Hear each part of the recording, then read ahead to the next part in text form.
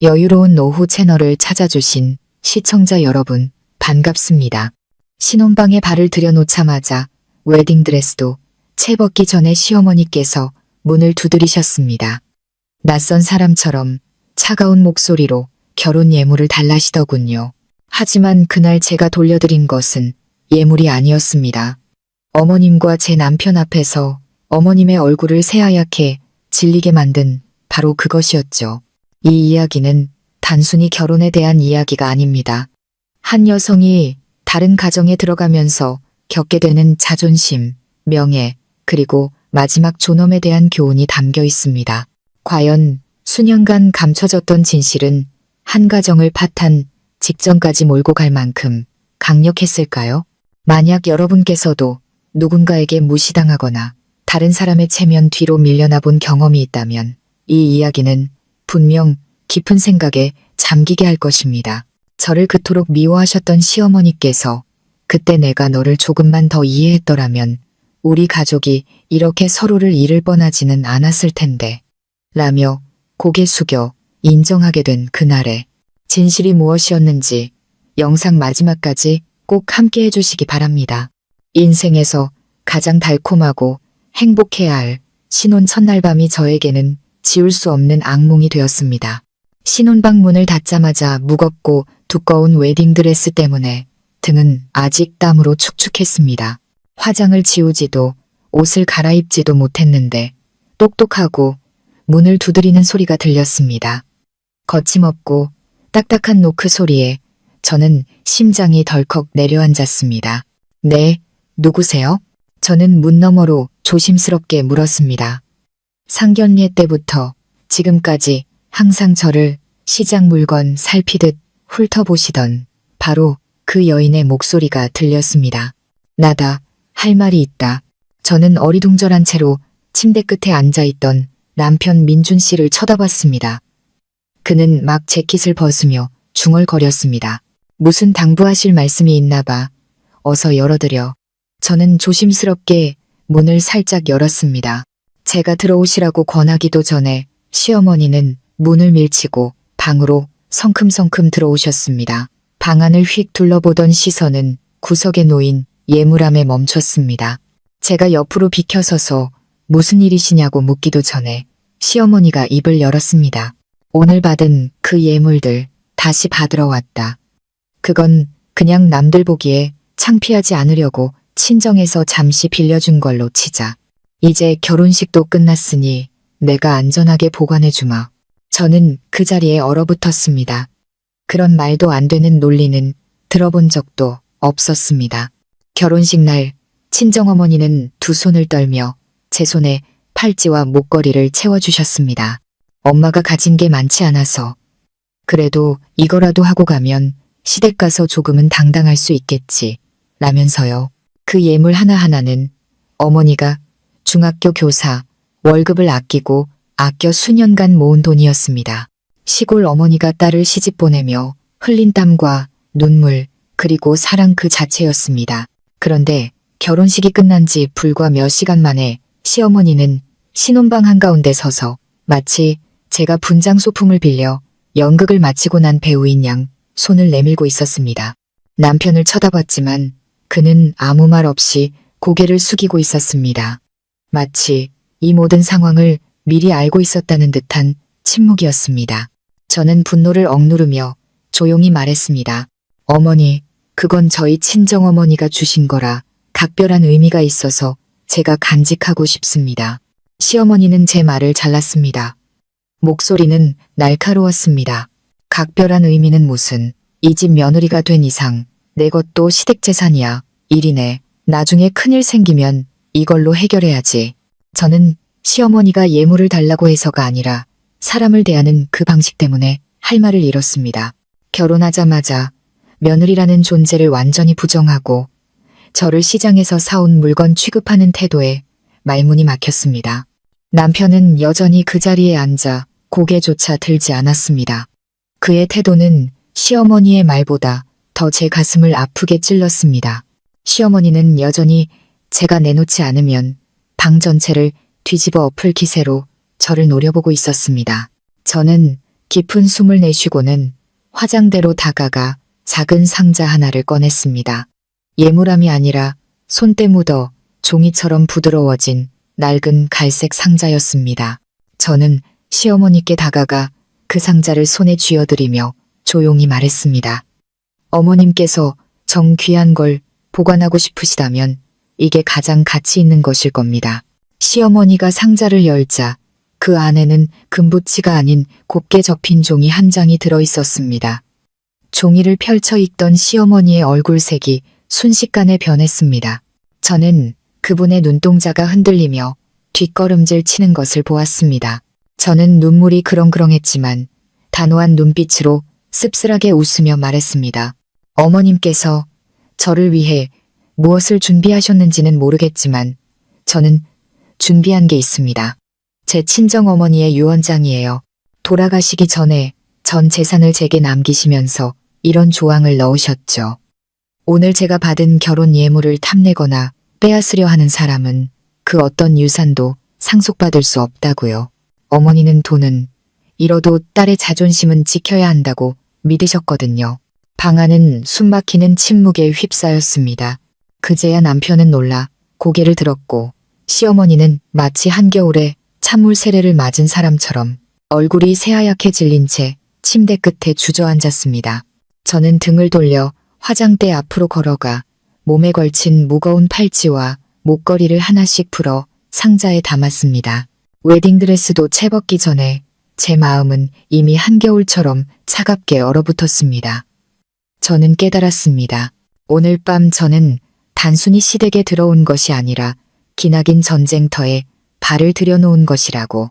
저는 유언장을 보셨으니 시어머니께서 조금이라도 양심의 가책을 느끼시거나 적어도 제 앞에서 조심하실 거라고 생각했습니다. 하지만 아니었습니다. 그 종이 때문에 얼굴이 하얗게 질렸던 것도 잠시 시어머니는 금세 평정심을 되찾고 벌떡 일어나 쏘아붙였습니다. 시댁을 협박하려고 유언장까지 챙겨온 년이 뭐가 잘났다고. 저는 손톱이 살갗을 파고들어 피가 배어 나올 때까지 주먹을 꽉 쥐었습니다. 몇 년 전에 저였다면 아마 울음을 터뜨렸을 겁니다. 하지만 저는 더 이상 결혼이 사랑의 전부라고 믿는 어수룩한 아가씨가 아니었습니다. 저는 나지막이 말했습니다. 이건 협박이 아니라 제 자신을 지키기 위한 겁니다. 저는 누구에게도 무언가를 구걸하지도 제 것이 아닌 것을 탐하지도 않을 겁니다. 남편이 피곤한 목소리로 일어섰습니다. 엄마, 그만하세요. 오늘 결혼식인데 내일 얘기해요. 하지만 시어머니는 아들의 말을 자르며 쏘아봤습니다. 오늘이 결혼식이니까 확실히 해둬야지. 나중에 시댁이 며느리 혼수나 탐내는 파렴치한 집안이라고 뒤에서 욕하지 못하게 말이야. 갓 시집온 며느리가 유언장부터 들이미는데 앞으로 어떻게 같이 살아? 저는 대꾸하지 않았습니다. 그저 문을 열고 시어머니가 나가시길 기다렸습니다. 제 마음속에서 그 문은 단순히 방을 나누는 경계가 아니라 이 결혼에 대한 마지막 희망을 가로막는 벽이 되어버렸습니다. 그날 밤 저는 뜬 눈으로 밤을 새웠습니다. 남편 민준 씨는 등을 돌리고 누워 위로의 말 한마디, 손 한 번 잡아주지 않았습니다. 그는 피곤하다고 했지만 저는 알 수 있었습니다. 그의 피곤함은 육체적인 것이 아니라 어머니에게 맞설 용기가 없는 데서 오는 것이었습니다. 저는 평생을 고생하며 딸의 결혼식을 준비해 주신 친정 어머니를 떠올렸습니다. 돌아가시는 날까지 어머니는 제게 신신당부하셨습니다. 네가 가난하게 살까봐 걱정되지 않아. 무시당하고 살까봐 그게 걱정이지.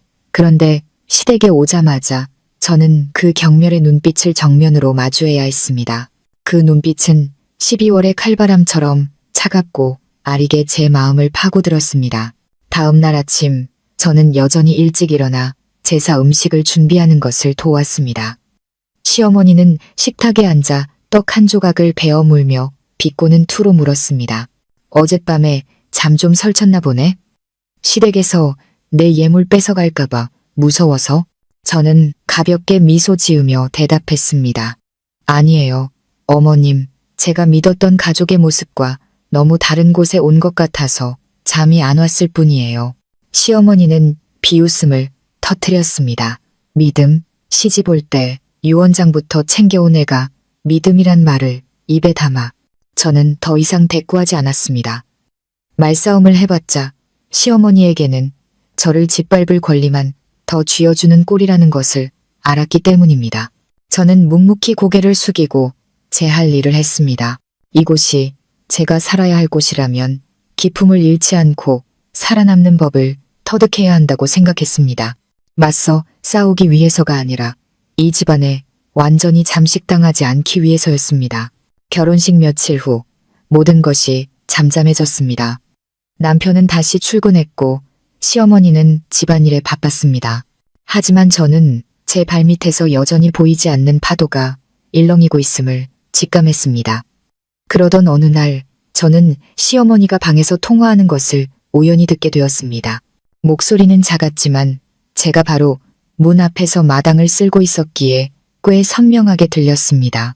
그깟 금덩이 못 받았다고 내가 포기할 줄 알아? 생각보다 독한 년이더군. 하지만 걱정 마. 한 달 안에 제 발로 집문서까지 들고 나가게 만들어줄 테니. 저는 그 자리에 얼어붙었고 빗자루를 든 손이 부들부들 떨렸습니다. 시어머니에게 저는 며느리가 아니라 어떤 계획의 일부에 불과했던 겁니다. 그날 밤 저는 남편에게 물었습니다. 솔직하게 말해줘요. 어머니 혹시 어디에 빚 같은 거 있어요? 민준 씨는 망설였습니다. 왜 그런 걸 물어? 어머니 통화하는 걸 들었어요. 그 예물이 꼭 필요하신 것 같아서요. 남편은 긴 한숨을 내쉬며 고백했습니다. 어머니가 예전에 이모와 동업을 하다가 사기를 당해 수억 원의 빚을 졌다는 것이었습니다. 그 후로 어머니는 항상 목돈만 있으면 투자해서 2배, 3배로 불릴 수 있다고 믿으셨답니다. 남편이 말려도 소용없었다고요. 이제 어머니는 제 결혼 예물을 그 빚을 만회할 마지막 기회로 여기고 계셨던 겁니다. 저는 천천히 고개를 끄덕였습니다. 모든 것이 분명해졌습니다. 시어머니의 위험있고 권위적인 모습 뒤에는 체면을 잃을까, 모든 것을 잃을까 두려워하는 불안이 숨어 있었습니다. 하지만 그렇다고 해서 제 자존심을 짓밟을 권리는 없었습니다. 그날 밤 저는 휴대폰을 열어 돌아가신 어머니가 보내주셨던 유언장 사본을 다시 열어보았습니다. 그리고 어머니가 잘 보관하라고 신신당부하셨던 서류철도 함께 열었습니다. 시골에 제 이름으로 된 땅과 작은 집, 그리고 예금 통장 내역이 적혀 있었습니다. 큰 재산은 아니었지만 결코 적지도 않았습니다. 저는 속으로 다짐했습니다. 만약 시어머니가 저를 계속 압박한다면 제가 내놓을 것은 더 이상 서류뿐만이 아닐 것이라고. 시댁에서의 첫날 밤 이후 저는 제가 환영받지 못하는 존재라는 것을 명확히 깨달았습니다. 그 집의 모든 것은 차가웠고 한때는 수많은 사람들 앞에서 무릎 꿇고 청혼했던 남편의 눈빛에서조차 온기를 찾아볼 수 없었습니다. 저는 불평하거나 하소연하지 않고 평소처럼 생활했습니다. 하지만 제 침묵이 굴복을 의미하는 것은 아니었습니다. 저는 시어머니의 눈빛, 말투, 사소한 행동 하나하나를 모두 기억해 두었습니다. 제가 한순간이라도 방심하면 그 틈을 타 저를 부러뜨리려 할 것을 알았기 때문입니다. 결혼식 사흘 후 저는 이상한 점을 발견했습니다.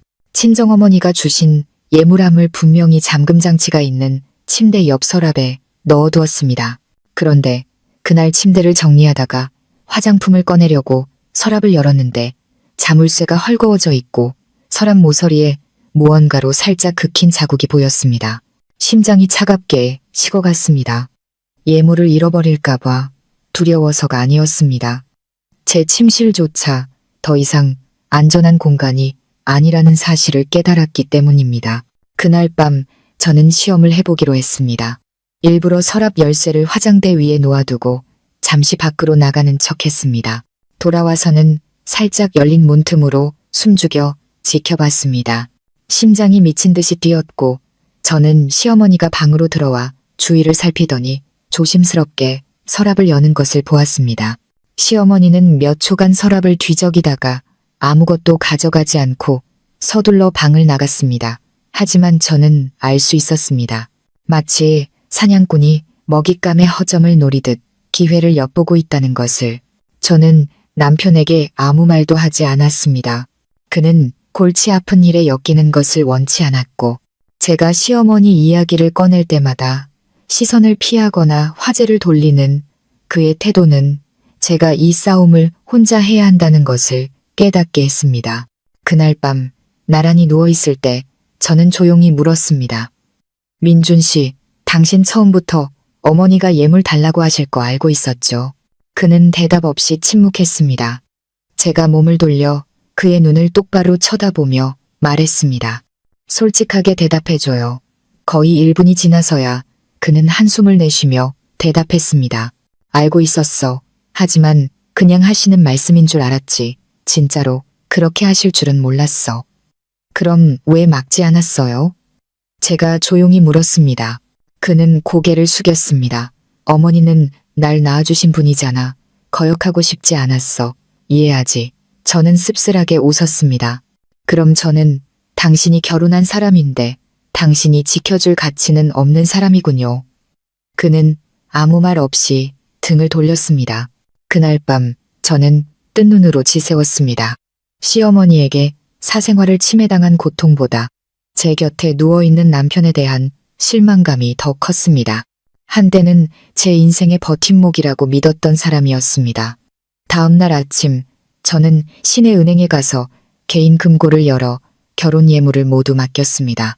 그리고 집에 돌아와 조용히 메모 한 장을 써서 서랍 안에 넣어두었습니다. 예물은 은행 금고에 맡겼습니다. 필요하시면 언제든 투명하게 내역을 보여드릴 수 있습니다. 하지만 누구든 제 방 서랍을 뒤지고 자물쇠를 억지로 여는 것은 용납할 수 없습니다. 저는 빈 보석함 위에 메모를 올려두고 서랍을 다시 잠갔습니다.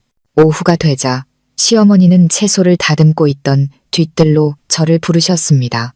네가 쓴 그 글은 무슨 뜻이냐? 저는 돌려 말하지 않았습니다. 신뢰를 잃고 싶지 않습니다. 하지만 존중받지 못하는 신뢰라면 제 자신은 제가 지켜야지요. 시어머니는 고개를 들었습니다. 그분의 눈은 여전히 빛났지만 그 빛은 애정이 아니라 차가운 계산이었습니다. 아주 영리하구나. 시집 온 지 얼마나 됐다고 벌써 시어머니 경계하고 경고장 같은 쪽지나 남겨놓고. 저는 여전히 부드러운 목소리를 유지했습니다. 누구를 경고하려는 게 아닙니다. 그저 공정함을 지키고 싶을 뿐입니다. 시어머니는 코웃음을 치며 일어나 손을 털었습니다. 두고 보면 알겠지. 이 집에서 공정함이 얼마나 사치스러운 것인지. 저는 더 이상 아무 말도 하지 않았습니다. 하지만 마음속으로는 이미 알고 있었습니다. 제가 시작한 이 싸움의 상대는 단순히 까다로운 시어머니가 아니라 여자는 무릎 꿇어야지 감히 일어서서는 안 된다고 믿는 낡고 완고한 사고방식 그 자체라는 것을. 제가 예물을 은행 금고에 맡긴 일은 시어머니의 분노를 가라앉히지 못했습니다. 오히려 그분은 저에 대한 원망을 더 깊이 품는 듯 했습니다. 더 이상 노골적으로 혼수를 내놓으라고 말하지는 않았지만 대신 집안일을 더 무겁고 까다롭게 시키며 은근히 저를 모욕했습니다. 저는 저항하지도 불평하지도 않았습니다. 상대방이 허점을 드러내기를 기다리는 사람처럼 묵묵히 제 할 일을 했습니다. 하지만 그 허점이 그렇게 빨리, 그리고 시어머니가 아닌 바로 제 남편에게서 나타날 줄은 몰랐습니다. 그날은 주말을 앞둔 금요일이었습니다. 민준 씨는 새파랗게 질린 얼굴로 퇴근했습니다. 저녁 식사도 깨작거리다 말고는 조용히 방으로 올라갔습니다. 제가 뒤따라 들어가 문을 닫자마자 그는 침대에 주저앉아 머리를 쥐어뜯었습니다. 제가 곁에 앉아 부드럽게 물었습니다. 회사에서 무슨 일 있었어요? 그는 한참 후에야 한숨을 내쉬며 말했습니다. 회사 동료랑 같이 투자한 게 있는데 처음엔 수익이 좋았어. 그런데 이번에 퇴사한 선배가 추가로 투자하면 더 큰 돈을 벌 수 있다고 해서 무리 좀 했어. 저는 말을 멈추고 물었습니다. 얼마나? 민준 씨는 망설이다가 작게 대답했습니다. 3억. 저는 할 말을 잃고 그를 쳐다봤습니다. 그 돈이 어디서 났어요? 우리 결혼한 지 얼마 되지도 않았고 그렇게 큰 돈 모아둔 거 없잖아요.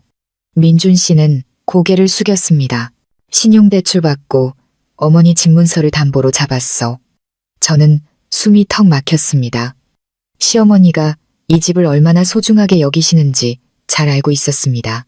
남편이 죽고 혼자 힘으로 일군 작은 단층집이었지만 그분에게는 핏줄과도 같은 곳이었습니다.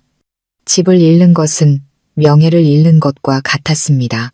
이제 그 집문서가 담보로 잡혔으니 한 번만 삐끗하면 모든 것이 무너질 수 있었습니다. 저는 애써 평정심을 유지하며 물었습니다. 그래서 지금 상황은 어때요? 민준 씨는 자기 귀에 들릴까 두려운 듯 작은 목소리로 말했습니다. 오늘 아침에 경찰에서 그 투자회사 수사 들어갔다는 연락이 왔어. 그 선배는 사라졌고 나뿐만 아니라 다른 사람들도 돈 돌려받기는 틀린 것 같아. 저는 아무 말도 할 수 없었습니다. 민준 씨는 여전히 제 남편이고 제가 사랑했던 사람이었지만 그 순간 그는 책임감 없이 무모한 짓을 저지르고 도망치려는 철없는 아이처럼 보였습니다. 저는 화내지도 울지도 않고 딱 한마디 했습니다. 마음의 준비 단단히 해요. 어머니가 이 충격을 감당하실 수 없을 거예요. 그리고 제 예상은 정확했습니다. 다음 날 오후 소식을 들은 시어머니는 창자가 끊어지는 듯한 비명을 질렀습니다. 그릇을 깨부수고 채소 바구니를 마당으로 내던지며 집안이 떠나가라 소리쳤습니다. 세상에 내 인생이 망했구나. 평생 피땀 흘려 지은 내 집을 도박판에 갖다 바치다니. 저는 끼어들지 않았습니다. 무슨 말을 하든 결국 모든 비난의 화살은 제게 돌아올 것을 알고 있었기 때문입니다. 그리고 그 일은 바로 그날 밤에 일어났습니다. 제가 부엌에서 설거지를 하고 있는데 시어머니가 내려와 떨리는 손으로 제 얼굴을 가리켰습니다. 바로 너 때문이야. 네가 그깟 예물 끌어안고 이 집안 무시하지만 않았어도 민준이가 밖에서 위험한 기회를 찾지는 않았을 거 아니야.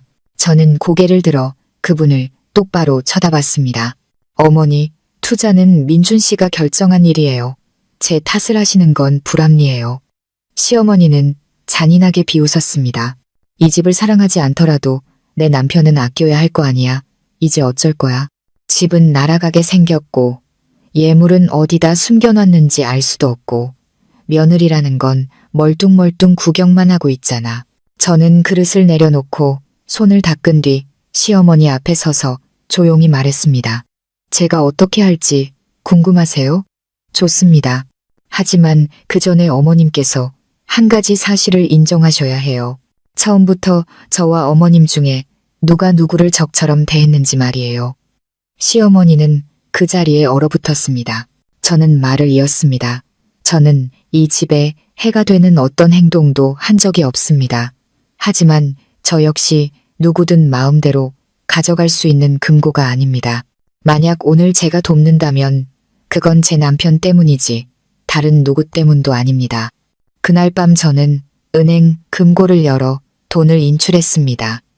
전부는 아니었지만 급한 빚을 막기에는 충분한 액수였습니다. 저는 그 돈을 민준 씨에게 주며 분명히 말했습니다. 이번 한 번은 내가 도와줄게요. 대신 조건이 있어요. 어머니 앞에서 이 모든 게 당신의 잘못이라고 다시는 내게 억울한 누명을 씌우지 않겠다고 직접 말씀드리세요. 민준 씨는 고개를 끄덕였습니다. 다음 날 아침 그는 어머니 앞에서 제가 시킨 말을 똑같이 전했습니다. 저는 뒤에서 의자에 멍하니 앉아있는 시어머니를 보았습니다. 그분은 아무 말도 울지도 않고 그저 중얼거릴 뿐이었습니다. 30년 키운 아들이 3개월 된 며느리보다 못하구나. 저는 처음으로 그분이 그렇게 약해 보이는 것을 보았지만 마음이 약해지지는 않았습니다. 이 세상에서 자신의 경계를 확실히 지키지 않으면 다른 사람의 감정 쓰레기통이 되어 짓밟힐 뿐이라는 것을 알았기 때문입니다. 남편이 어머니 앞에서 모든 것을 고백한 그날 아침 이후 집안 분위기는 무겁게 가라앉았습니다. 시어머니의 잔소리도 제가 부엌에 들어가거나 마당에 나설 때마다 느껴지던 차가운 시선도 사라졌습니다. 대신 불안할 정도의 침묵이 흘렀습니다. 시어머니는 말이 없어졌고 평소에 비꼬는 말투도 자취를 감췄습니다. 제가 밥을 하면 드시고 제가 청소를 해도 간섭하지 않았습니다. 저는 마침내 그분이 자신의 잘못을 깨달았고 이번 경제적 충격이 그분을 정신 차리게 했다고 생각했습니다. 하지만 저는 이미 충분히 경험했습니다. 시어머니 같은 분이 갑자기 조용해지는 것은 포기했기 때문이 아니라 무언가 더 치밀한 계획을 세우고 있다는 신호라는 것을. 어느 날 아침 제가 마당을 쓸고 있는데 시어머니가 저를 부르셨습니다. 얘야, 이리 와서 좀 앉아보렴. 그분의 목소리는 평소와 달리 놀랍도록 부드러웠습니다. 저는 경계심을 늦추지 않으면서도 태연한 척 그분 앞에 앉았습니다. 시어머니는 망설이다 입을 열었습니다. 지난 일들은 미안하다. 내가 너무 고집이 세고 널 통제하려고만 했다는 거 인정한다. 저는 제 귀를 의심했습니다. 처음으로 그분 입에서 미안하다는 말이 나왔습니다. 비록 가벼운 한마디였지만 그것은 큰 진전이었습니다. 너는 참 속이 깊은 아이야. 시어머니는 말을 이었습니다. 네가 한 모든 걸 내가 다 지켜봤다. 단지 집에 낯선 사람이 있다는 사실에 익숙해지지 못했을 뿐이야. 이제는 네가 더 이상 남처럼 느껴지지 않는구나. 저는 가만히 고개를 끄덕였습니다. 솔직하게 말씀해 주셔서 감사합니다. 저도 대립하고 싶지 않았어요. 그저 조용히 살고 싶었을 뿐입니다. 시어머니는 제 손을 잡았습니다. 앙상한 그 손이 제 손을 꽉 쥐었습니다. 나는 그저 네가 민준이 곁에 계속 있어주길 바랄 뿐이다. 그 애가 좀 약하고 강한 남자는 아니지만 너를 진심으로 아끼는 건 내가 안다. 저는 대답하지 않았습니다. 그 진심이라는 것이 이 결혼을 구할 만큼 크고 단단한지 확신할 수 없었기 때문입니다. 며칠 후 시어머니는 변하기 시작했습니다. 매일 아침 저와 남편을 위해 아침 식사를 준비해 주셨고 어느 날은 제가 요리 중에 딱 한 번 언급했던 따뜻한 팥죽을 사오시기도 했습니다. 그 일은 제 마음을 정말로 흔들었습니다. 그럼에도 저는 경계를 늦추지 않았습니다. 저는 그분의 눈빛, 행동, 그리고 반은 진심이고 반은 거짓인 듯한 말 한마디 한마디에 더 주의를 기울이기 시작했습니다. 그리고 어느 날 오후 저는 등골이 서늘해지는 사실을 발견했습니다. 제가 빨래를 널고 있는데 시어머니의 휴대폰이 울렸습니다. 책상 위에 두고 가신 것이었습니다. 발신인은 강남 부동산 박 사장이었습니다. 저는 궁금하지 않아서 제자리에 두려 했는데 실수로 통화 버튼이 눌리면서 스피커폰으로 흘러나오는 목소리를 듣게 되었습니다. 사모님, 그의 마음 돌리게 살살 구슬리세요. 걔 엄마가 남겨준 그 땅 명의만 이전되면 바로 사겠다는 사람 줄 섰어요. 서류만 넘어오면 바로 돈 들어옵니다. 저는 그 자리에 얼어붙었습니다. 최근의 모든 다정함과 친절은 그저 껍데기에 불과했습니다. 정성껏 차려주신 따뜻한 밥과 국 뒤에는 여전히 제 어머니가 남겨주신 얼마 안 되는 재산을 빼앗으려는 검은 손이 도사리고 있었습니다. 저는 손을 떨며 휴대폰을 내려놓았습니다. 아무 말도 어떤 반응도 하지 않았지만 마음속으로 제가 의심했던 사실을 다시 한번 확인했습니다. 나에게 상처 줬던 사람의 친절이 너무 빨리 찾아올 때는 보통 그 뒤에 덫이 숨겨져 있다는 것을. 그날 밤 저는 어머니가 남기신 집과 땅 관련 서류 사본을 모두 챙겨 봉투에 밀봉했습니다. 그리고 돌아가시기 전 어머니가 신신당부하셨던 어머니의 오랜 친구인 변호사에게 그 서류를 보냈습니다. 저는 변호사에게 부탁했습니다. 만약 6개월 안에 제게서 아무런 연락이 없으면 어머니의 원래 유언에 따라 이 모든 재산을 자선단체에 기부하는 절차를 진행해달라고요. 저는 모든 것을 잃을지언정 감정을 장기말처럼 이용하는 사람들의 손에 그 재산이 넘어가는 것은 볼 수 없었습니다. 며칠 후 시어머니가 슬쩍 떠보기 시작했습니다. 얘야, 듣자 하니 내 고향에 전망 좋은 땅이 있다면서? 여자애가 그런 걸 가지고 있다니 참 대단하구나. 저는 가볍게 웃으며 말했습니다. 어머니, 걱정 마세요. 제가 뭘 많이 가지려고 욕심부리지 않아요. 그 땅은 이미 자선단체에 기부하기로 다 처리해놨어요. 어려운 사람들 도울 수 있으니 제 마음도 편하고 누구에게 부담 줄 일도 없게 됐네요. 시어머니는 그 자리에서 굳어버렸고 더 이상 아무 말도 하지 못했습니다. 하지만 저는 그분의 얼굴색이 변하는 것을 똑똑히 보았습니다. 저는 일어나 안으로 들어갔습니다. 마음이 마치 오랫동안 습했던 집안 구석을 깨끗이 청소한 것처럼 가벼워졌습니다. 저에게 지켜야 할 것은 땅이나 금이 아니라 제 자신의 품위와 마음의 평화였습니다. 제가 어머니의 유산을 자선단체에 기부했다고 말한 날 이후 시어머니는 방향을 잃은 사람처럼 보였습니다. 더 이상 짜증을 내거나 잔소리를 하지도 않았고 저를 떠보거나 강남 부동산 박 사장에게 전화를 거는 일도 없었습니다. 대신 의심스러울 정도로 조용해졌습니다. 집안의 공기는 마치 비가 내리기 직전의 겨울 하늘처럼 차갑고 음울하고 숨막히게 무거웠습니다. 저는 평소처럼 집안일을 하고 남편을 챙기고 시어머니의 식사를 도왔지만 경계심은 단 한순간도 내려놓지 않았습니다. 어느 날 오후 저는 시장에서 평소보다 일찍 돌아왔습니다. 마당에 들어서자 시어머니가 마당의 등나무 의자에 홀로 앉아 계셨습니다. 나무십 사이로 비친 햇살이 그분의 희끗희끗한 머리카락을 잿빛으로 물들여 그 모습이 유난히 작고 외로워 보였습니다. 저는 안으로 들어가려다 잠시 멈춰섰습니다. 아마도 처음으로 제가 그분을 경계의 눈빛이 아닌 한 여자가 다른 여자를 바라보는 시선으로 보았기 때문일 겁니다. 더 이상 시어머니와 며느리가 아닌 각자의 고통을 견뎌온 두 사람으로서 말입니다. 저는 장바구니를 내려놓고 조용히 다가가 물었습니다. 어머니, 식사는 하셨어요? 죽이라도 끓여드릴까요? 시어머니는 화들짝 놀라 저를 돌아보았습니다.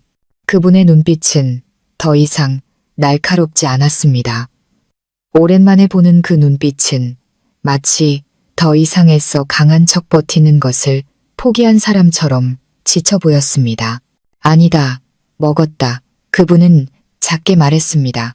목소리는 평소와 달리 날카롭거나 비꼬는 기색이 없었습니다.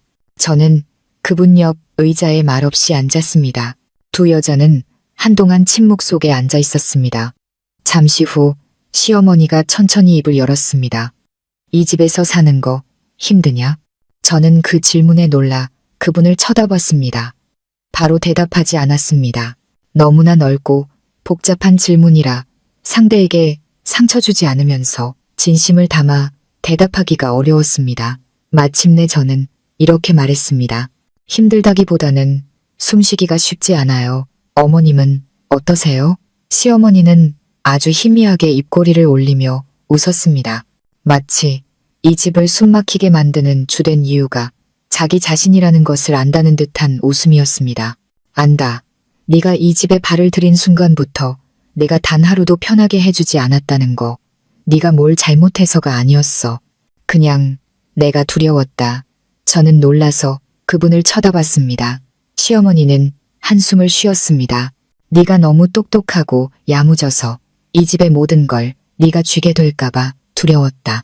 나는 이제 늙었고 이 집은 내가 유일하게 지킬 수 있는 전부였으니까. 여기서 내 권리를 잃으면 나는 아무것도 아닌 존재가 될 것 같았다. 저는 제 귀를 의심하며 들었습니다. 어머니, 저는 단 한 번도 어머님의 것을 빼앗으려 한 적이 없어요. 저는 그저 제 분수를 지키고 누구에게도 무시당하지 않으면서 또 누구도 저를 경계하게 만들고 싶지 않았을 뿐이에요. 하지만 다른 사람에게 상처를 주면서까지 지켜야 하는 권리라면 그런 권리는 아무도 원하지 않을 거예요.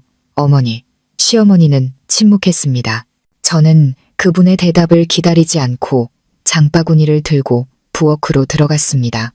하지만 돌아서기 전 등 뒤에서 들려오는 시어머니의 목소리를 들었습니다. 느리지만 진심이 담긴 목소리였습니다. 알고 있니? 나는 내 생각만큼 강한 사람이 아니란다. 내 평생은 그저 무시당하지 않으려고 발버둥치며 살아온 것뿐이야. 그 말을 듣고 제 마음 한구석이 조금 무너져 내렸습니다. 그날 저녁 시어머니는 여전히 말이 없었지만 제가 썬 채소 조각 하나, 제가 씻은 쌀 한 톨까지 감시하던 눈빛은 사라졌습니다. 식사를 조금 하시고는 일찍 방으로 올라가셨습니다. 남편 민준 씨가 제 맞은편에 앉아 생선살을 발라주며 망설이듯 물었습니다. 요즘 어머니 좀 달라지신 것 같지 않아? 저는 그저 하고 짧게 대답했습니다. 너무 빠른 변화를 온전히 믿을 수는 없었습니다. 하지만 저는 깨달았습니다. 세상에는 제 시어머니처럼 평생 상처를 안고 살아가며 그 상처를 권위라는 갑옷으로 감추는 여자들이 있다는 것을. 그들이 진정으로 원하는 것은 물질이 아니라 버림받지 않을 것이라는 안도감일지도 모릅니다. 저는 시어머니가 제게 한 일들을 잊지 않았지만 미워하려 애쓰지도 않았습니다. 증오심을 품고 있으면 결국 놓아주지 못하는 것은 바로 제 자신이라는 것을 알았기 때문입니다. 시어머니가 조용해진 며칠 동안 집안의 공기는 한결 숨쉬기 편해졌습니다. 비록 오래된 균열이 몇 마디 말이나 부드러운 행동으로 아물 수는 없다는 것을 알았지만 적어도 더 이상 전쟁 준비 태세로 살지 않아도 되었습니다. 저는 어쩌면 모든 것이 조금씩 나아질 거라고, 각자가 조금씩 변한다면 괜찮아질 거라고 생각하기 시작했습니다. 하지만 인생은 우리의 희망대로 움직여주지 않았습니다. 특히 가장 많이 기대했던 사람이 가장 깊은 실망을 안겨줄 때는 더욱 그랬습니다. 어느 날 아침 제가 거실을 닦고 있는데 민준 씨의 휴대폰이 계속해서 울렸습니다. 그가 집에 없어서 그냥 두었습니다. 하지만 5번째 전화가 울린 후 같은 번호로 문자가 왔습니다. 민준 씨, 도망가도 소용없어. 사채 수억 원 안 갚으면 집으로 찾아가는 수밖에 없어. 평생 도망칠 자신 있으면 계속 그래봐. 저는 그 자리에 얼어붙었습니다. 남편에게 또 다른 빚이 있을 거라고는 상상도 못했습니다. 수억 원은 장난이 아니었습니다. 저는 이전 대화 내용을 확인했습니다. 한 달 전부터 온 문자들은 협박성 단어들로 가득했고 심지어 저희 집과 제 오토바이 사진까지 찍어보내며 경고하고 있었습니다. 심장이 차갑게 식었습니다. 투자 실패라는 큰 충격을 겪고도 민준 씨가 또다시 같은 실수를 반복했을 거라고는 생각도 못했습니다. 그가 점심때쯤 돌아왔을 때 저는 더 이상 기다릴 수 없었습니다. 그가 들어서는 것을 보자마자 문을 닫고 바로 물었습니다. 빚이 또 얼마나 있는 거예요? 민준 씨는 얼굴이 새하얗게 질리며 멈춰섰습니다. 당신 어떻게 알았어? 저는 놀라울 정도로 차분한 목소리로 고개를 끄덕였습니다. 다 알아요. 원금, 이자, 협박 내용까지 전부요. 언제부터예요? 그는 의자에 주저앉아 머리를 쥐어뜯었습니다. 2달 전부터 그 일 터지고 나서 빨리 만회해야겠다는 생각밖에 없었어. 어머니 실망시켜드리고 싶지 않았거든. 어떤 사람이 앱으로 하는 금융투자를 소개해주면서 원금의 3배를 벌 수 있다고 해서 무리했는데 다 날리고 이자만 불어났어. 지금 독촉이 심해. 저는 소리치고 싶은 것을 간신히 참으며 주먹을 꽉 쥐었습니다. 화가 나야 할지 슬퍼해야 할지 알 수 없었습니다. 체면 때문에 모든 것을 숨기는 그의 방식에 이제는 너무 지쳤습니다. 그는 더 이상 엄마에게 기생하는 아이가 아니었습니다. 제 남편이었고 평생을 함께하기로 약속한 사람이었습니다. 하지만 그가 무너질 때마다 저는 가장 먼저 알게 되는 사람이 아니라 항상 마지막에 뒷수습을 해야 하는 사람이었습니다. 어머니께는 말씀드렸어요? 아니, 그는 고개를 푹 숙였습니다. 어머니가 아시면 충격받아서 쓰러지실 거야. 저는 일어섰습니다. 그럼 그 짐은 제가 다져야 하나요? 민준 씨, 나는 이미 내 결혼 예물로 당신을 한 번 도왔어요. 다시는 실망시키지 않겠다고 약속했잖아요. 그런데 또 이런 빚을 지고 나한테 숨겼어요. 당신 나를 진짜 아내라고 생각하기는 하는 거예요? 아니면 그냥 당신 실수나 메우는 주머니 정도로 생각하는 거예요? 그는 아무 말 없이 침묵했습니다. 저는 아무 말도 할 수 없었습니다. 울음이 나오지 않았습니다. 다만 누군가 제 가슴 속의 공기를 모두 빼앗아가는 듯한 기분이었습니다. 그날 오후 저는 시어머니께 직접 말씀드리기로 결심했습니다. 식사를 마치고 그릇을 정리하시던 시어머니께 다가가 조용히 말했습니다. 어머니, 민준 씨와 관련된 일로 드릴 말씀이 있습니다. 시어머니는 고개를 들었고 눈빛이 즉시 긴장으로 가득 찼습니다. 그 애가 또 무슨 짓을 했니? 저는 아무것도 숨기지 않고 모든 것을 말씀드렸습니다. 이제는 습관처럼 침묵으로 덮을 게 아니라 모두가 함께 현실을 마주해야 할 때라고 생각했습니다. 시어머니는 손을 떨며 젓가락을 놓았고 눈은 분노로 이글거렸습니다. 세상에 이 집에 더 팔아먹을 게 뭐가 남았다고. 그놈이 애미를 죽이려고 작정을 했구나. 제가 말을 막아섰습니다. 어머니 충격받으시게 하려는 게 아니에요. 하지만 이번에도 그냥 덮어주면 다음에는 또 무슨 일이 터질지 몰라요. 시어머니는 저를 오랫동안 쳐다보시더니 갑자기 소리치듯 말했습니다. 더는 못 참겠다. 내가 이렇게 살아서 뭘 해. 매일 아들놈 빚더미에 앉았다는 소리나 듣고 며느리는 남편을 우습게 알고 나는 이 모든 게 망가지는 걸 그냥 지켜만 봐야 하잖아. 저는 깜짝 놀랐습니다. 시어머니가 우셨습니다. 저는 처음으로 시어머니가 아이처럼 우는 것을 보았습니다. 그분은 더 이상 독한 여자도 예물을 탐내던 사람도 며느리의 돈 한 푼까지 감시하던 사람도 아니었습니다. 제 앞에는 그저 자신이 애써 가꾼 가정이 무너져 내리는 것을 보며 아무것도 할 수 없는 무력감에 고통스러워하는 한 어머니가 있을 뿐이었습니다. 저는 다가가서 물 한 잔을 따라드리며 조용히 말했습니다. 저는 누구도 우습게 보지 않아요. 민준 씨에게 화가 나지만 아직 어른이 되지 못한 사람에게 기대를 걸었던 제 자신에게도 화가 나요. 하지만 어머니, 지금 우리가 정신 차리지 않으면 이 집은 정말 무너지고 말 거예요. 시어머니는 침묵하더니 천천히 고개를 끄덕였습니다. 우리는 가까운 사이도 친구도 서로를 깊이 이해하는 관계도 아니었습니다. 하지만 그 순간 거의 2세대 차이가 나는 두 여자 사이에 처음으로 무언가 끈끈한 연결고리가 생겼습니다. 그것은 사랑이 아니라 무너지기 직전의 가정을 지켜야 한다는 책임감이었습니다. 시어머니가 제 앞에서 눈물을 보인 후 집안은 죽은 듯이 조용해졌습니다. 더 이상 숨길 수 있는 것은 아무것도 없다는 것을 모두가 알았습니다. 이 침묵은 이제 냉담함이 아니라 각자가 속으로 무너지지 않기 위해 버티는 공동의 인내와 같았습니다. 민준 씨는 여전히 고개를 숙인 채 누구와도 눈을 마주치지 못했습니다.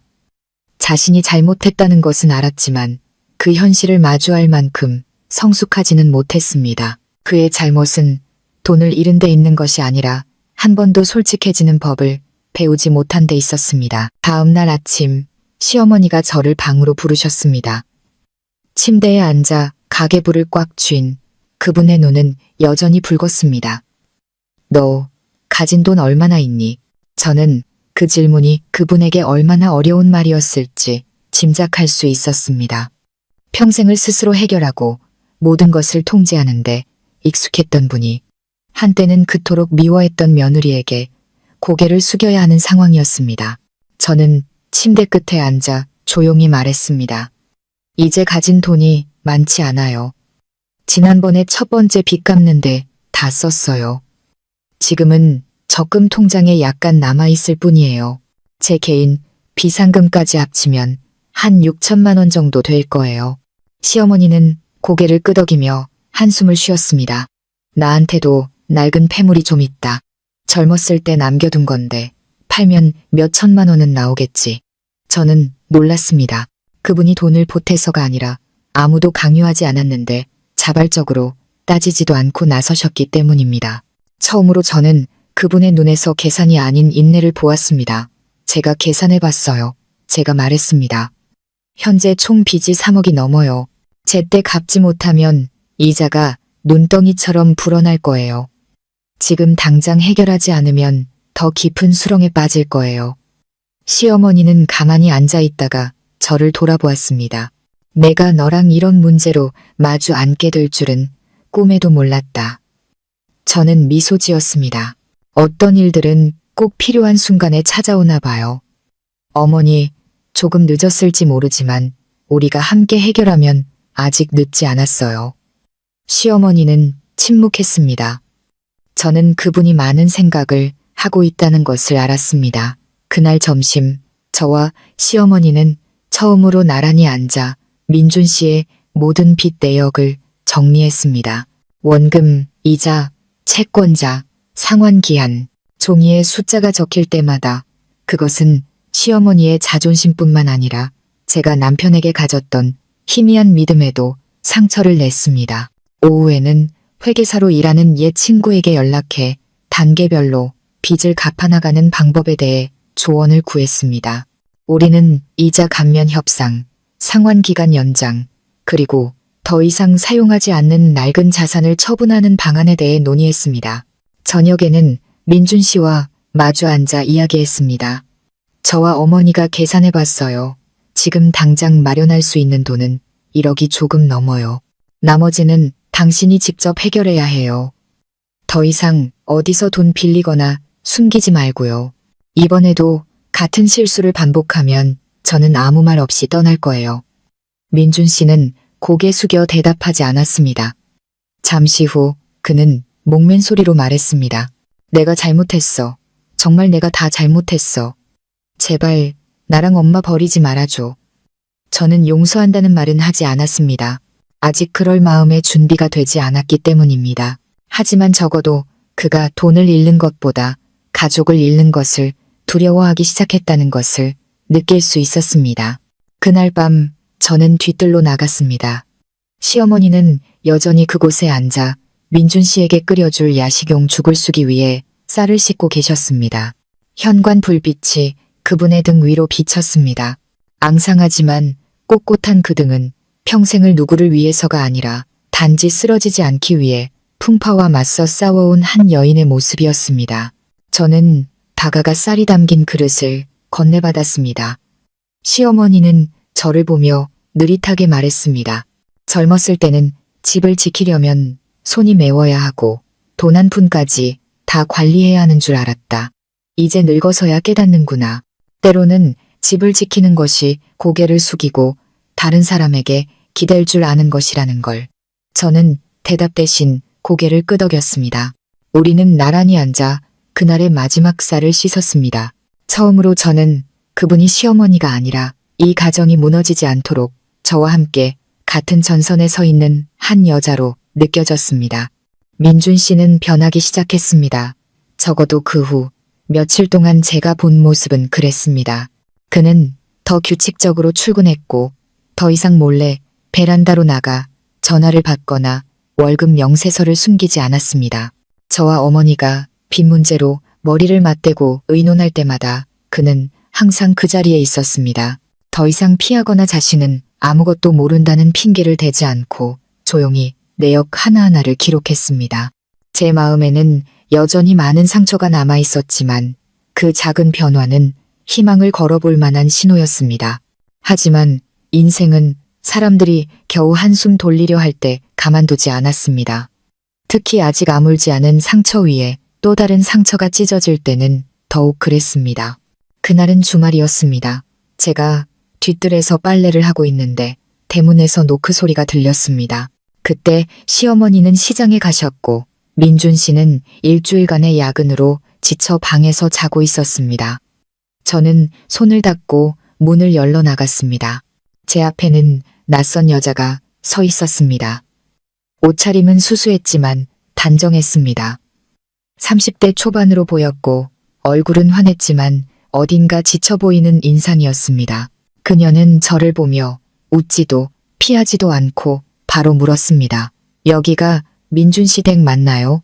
저는 잠시 멈칫하다가 고개를 끄덕였습니다. 네, 맞는데요. 누구신지. 그녀는 깊은 숨을 한번 내쉬더니 천천히 또박또박 말했습니다. 저는 유진이라고 해요. 예전에 민준 씨와 알던 사이였어요.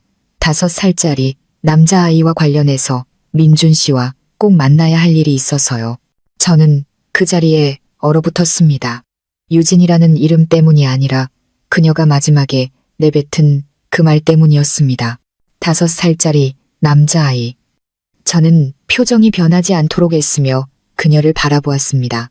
저는 재빨리 그녀를 집 안으로 안내하고 물을 한 잔 따라준 뒤 곧장 방으로 들어가 민준 씨를 깨웠습니다. 그는 유진 씨를 보자마자 얼굴색이 완전히 변했습니다.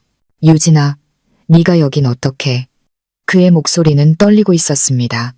유진 씨는 여전히 침착했습니다. 오빠 대답 기다린 지 너무 오래됐어. 근데 오빠는 날 피하고 번호도 차단하고 SNS까지 다 막았잖아. 이제 아무것도 원하지 않아. 그냥 책임만 져줘. 그 아이 오빠 아들이야. 이제 학교 갈 나이가 됐는데 더 이상 나 혼자 감당할 수가 없어.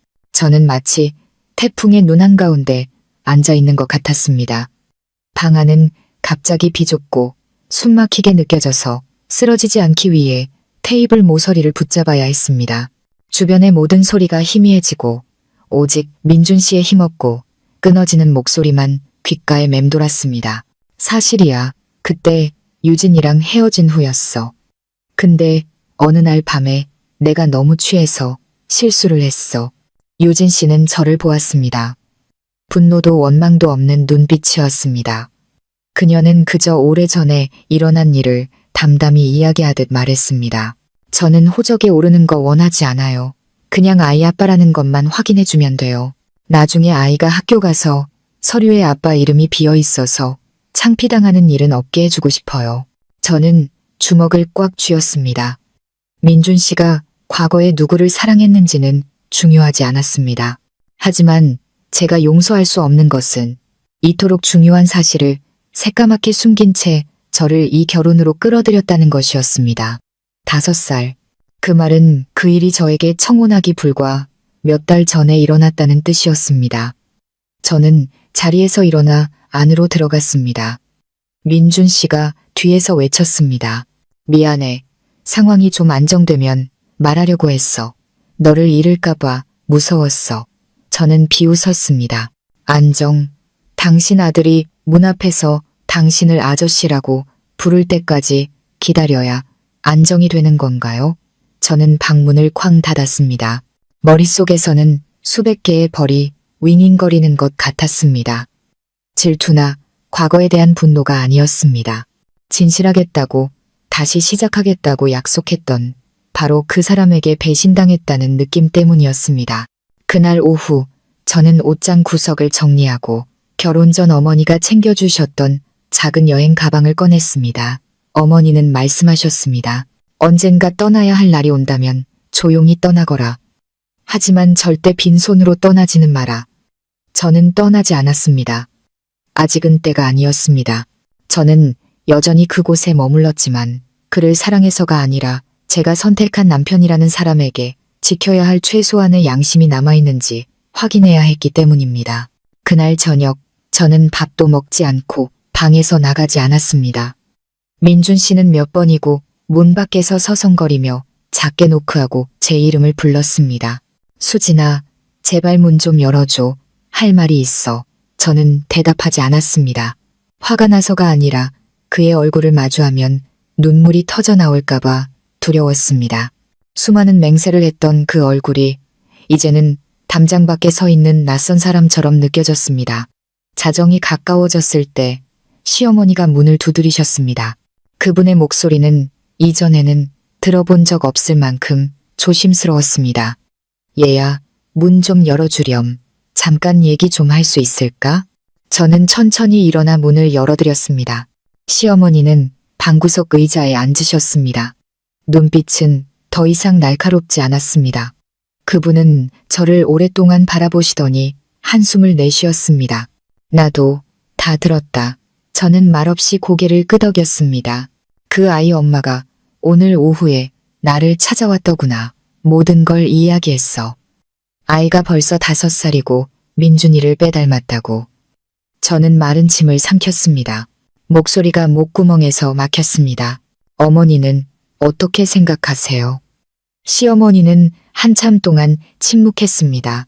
그분의 얼굴에는 당혹감, 실망감, 그리고 연민이 뒤섞여 있었습니다.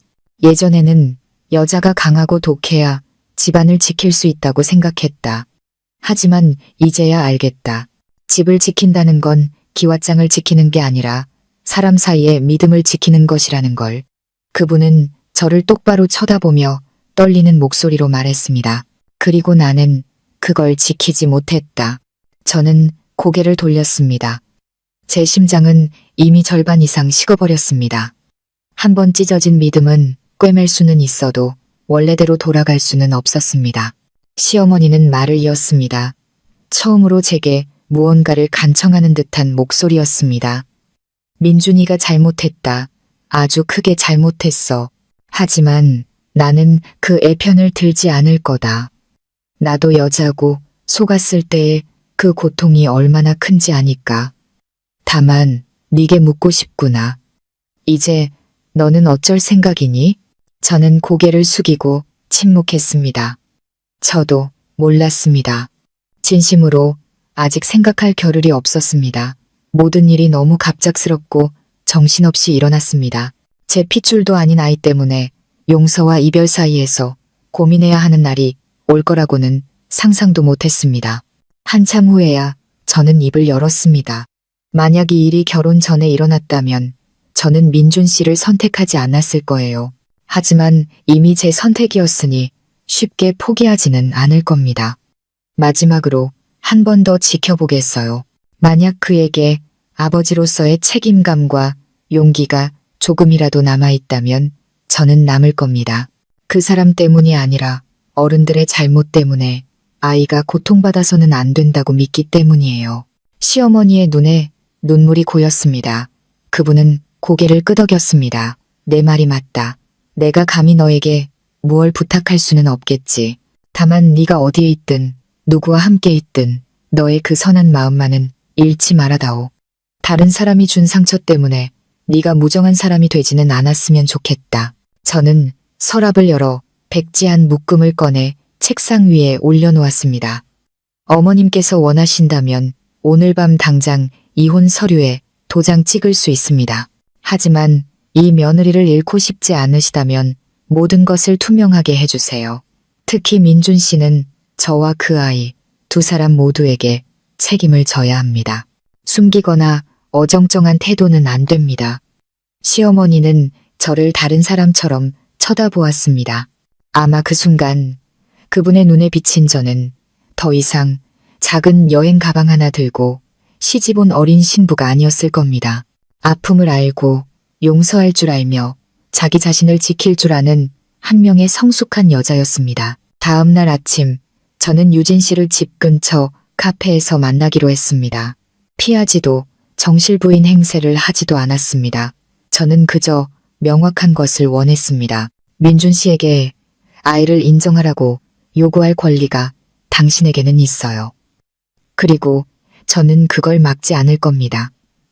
하지만 한 가지는 알아주셨으면 해요. 저는 어른들 싸움에 아이가 끼어드는 것을 용납하지 않을 겁니다. 유진 씨는 고개를 끄덕였습니다. 알아요. 저는 돈이나 양육권을 요구하거나 가정을 파괴할 생각 없어요. 그저 아이가 당당하게 살았으면 좋겠어요. 아빠가 누구냐는 질문에 아무도 대답해주지 못하는 그런 삶을 살게 하고 싶지 않아요. 저는 한숨을 쉬었습니다. 우리 두 여자는 각자 다른 삶을 선택했지만 적어도 무엇이 옳은지는 알고 있었습니다. 집에 돌아오니 민준 씨가 문 앞에서 기다리고 있었습니다. 그는 제게 다가오지 못하고 망설였습니다. 유전자 검사 신청하고 오는 길이야. 결과는 다음 주에 나온대. 결과가 어떻게 나오든 책임질게. 용서해달라고는 안 할게. 그냥 내가 도망치는 사람이라고만 생각하지 말아줘. 저는 그를 지나쳐가며 무심하게 말했습니다. 당신이 비는 건 필요 없어요. 사람답게 행동하는 게 필요하죠. 용서는 나중에 생각할게요. 일주일 후 유전자 검사 결과서가 집으로 배달되었습니다. 민준 씨는 봉투를 여는 손을 떨었고 그의 눈빛은 마치 판결을 기다리는 피고인처럼 불안해 보였습니다. 저는 몇 걸음 떨어진 곳에 앉아 말없이 그를 지켜보았습니다. 시어머니는 문에 기댄 채 항상 허리에 차고 다니시는 손수건을 꽉 쥐고 계셨습니다. 극도로 긴장하실 때마다 나오는 분명한 신호였습니다. 민준 씨는 한 줄 한 줄 천천히 읽어 내려갔고 그의 얼굴은 점점 창백해졌습니다. 마침내 그는 종이를 접어 조용히 테이블 위에 내려놓았습니다. 맞아. 그가 작게 말했습니다. 내 아들이야. 저는 깊은 숨을 내쉬었습니다. 미리 마음의 준비를 했음에도 그의 입으로 직접 확인하니 가슴에 날카로운 바늘이 밝히는 듯한 통증이 느껴졌습니다. 제가 그 사실을 받아들일 수 없어서가 아니었습니다. 제 남편 인생의 중요한 일부에서 제가 철저히 배제된 사람이었다는 사실 때문이었습니다. 시어머니는 의자에 주저앉았고 손은 떨리고 있었습니다. 잠시 후 그분은 제가 귀를 기울여야 겨우 들릴 만큼 작은 목소리로 말했습니다. 그 아이는 어디 있니? 민준 씨는 당황하며 대답했습니다. 지금은 강서구에서 엄마랑 같이 있어요. 시어머니는 고개를 끄덕이고는 저를 돌아보았습니다. 너는 어쩔 생각이니? 저는 그분을 바라보았습니다. 그분의 눈빛에는 더 이상 탐색이나 오만함이 없었습니다. 처음으로 그분은 저를 존중받아야 할 한 사람으로서 물었습니다. 명령하는 시어머니가 아니라 다른 여자의 선택을 기다리는 한 여자로서 말입니다. 저는 천천히 말했습니다. 민준 씨가 자신이 해야 할 일을 안다면 저는 떠나지 않을 거예요. 민준 씨는 어두운 터널 속에서 마지막 빗줄기를 발견한 듯 고개를 들었습니다. 매달, 매 분기마다 양육비를 보낼게. 유진이가 추가로 도움이 필요하면 언제든 달려갈 거야. 하지만 아이를 여기로 데려오지는 않을게. 네가 더 이상 견딜 수 없다는 거 알아. 저는 조용히 고개를 끄덕였습니다. 저는 그 아이를 원망하지 않아요. 하지만 그 아이는 거짓의 결과물이에요. 지금 아이를 데려오면 저뿐만 아니라 그 아이에게도 상처가 될 거예요. 시어머니는 마당을 내다보며 깊은 생각에 잠겼습니다. 문득 그분이 말했습니다. 내 말이 맞다. 그 아이는 죄가 없지. 하지만 지금 데려오는 건 겨우 관계를 회복하려는 두 사람의 삶을 완전히 망가뜨리는 일이야. 그리고 그분은 자리에서 일어나 단호하게 선언했습니다. 좋다. 내가 나서서 아이 아빠로 이름 올리는 서류 작업을 처리해주마. 학교에 가서 아버지 이름 때문에 기죽는 일은 없어야지. 양육비는 내가 지원하겠다. 어쨌든 이 모든 잘못의 일부는 내가 처음부터 민준이를 제대로 가르치지 못한 탓도 있으니까. 저는 놀랐고 민준 씨도 믿을 수 없다는 듯 어머니를 쳐다봤습니다. 시어머니는 단 한 번도 자신의 잘못을 인정한 적이 없었습니다. 하지만 이번에는 분명하고 변명이나 남 탓 없이 똑똑히 말씀하셨습니다. 그분은 제가 한 번도 본 적 없는 방식으로 책임을 지고 계셨습니다. 그날 오후 시어머니는 직접 유진 씨에게 전화를 걸어 정식으로 이야기를 나누자며 집으로 초대했습니다. 유진 씨가 도착했을 때 저도 피하거나 냉담한 태도를 보이지 않고 그 자리에 함께 앉았습니다. 시어머니가 먼저 입을 열었습니다. 아가씨가 명분이나 우리 가정을 깨트릴 마음이 없다는 거 잘 압니다.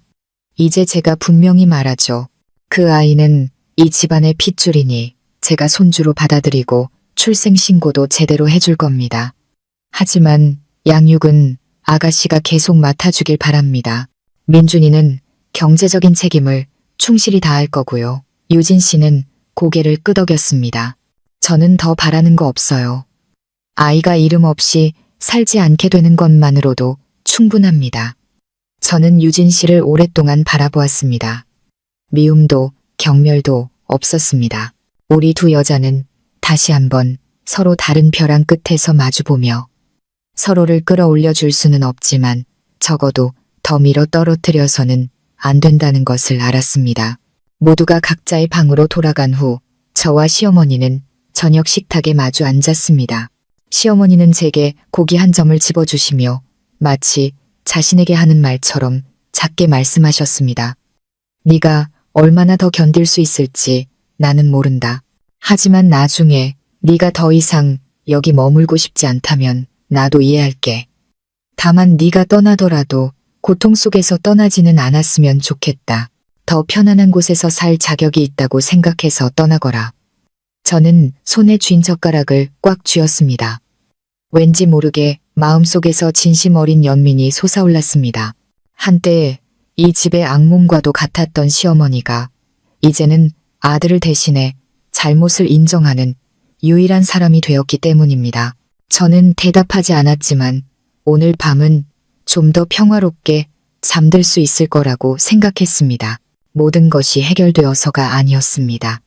모든 것이 무너진 후에도 제가 혼자가 아니라는 믿을 만한 구석이 하나 생겼기 때문입니다. 아이 문제가 터진 후 집안의 풍파가 가라앉을 거라고 생각했습니다. 시어머니는 부드러워지셨고 민준 씨는 철이 든 듯 행동했습니다. 저 역시 완전히 용서한 것은 아니었지만 예전처럼 끊임없는 분노에 시달리지는 않았습니다. 우리는 마치 깨진 조각들을 다시 모으는 사람들처럼 살았습니다. 아직 완전히 아물지는 않았지만 적어도 함께 허리 숙여 조각들을 주울 줄은 알게 되었습니다. 그러던 어느 날 한 남자가 대문 앞에 나타나면서 모든 것이 다시 한번 뒤바뀌었습니다.